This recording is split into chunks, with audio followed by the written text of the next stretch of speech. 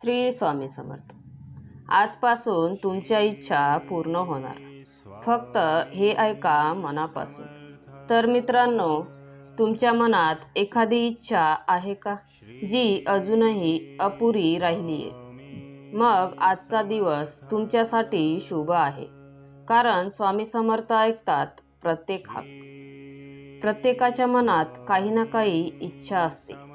नोकरी, सुख, आरोग्य, प्रेम किंवा शांतता. स्वामी समर्थ म्हणतात, मनापासून मागितलेली गोष्ट मी देतो, पण वेळ माझी असते. आजपासून दररोज सकाळी उठून 3दा बोला, श्री स्वामी समर्थ, माझी इच्छा तुझ्या कृपेने पूर्ण हो.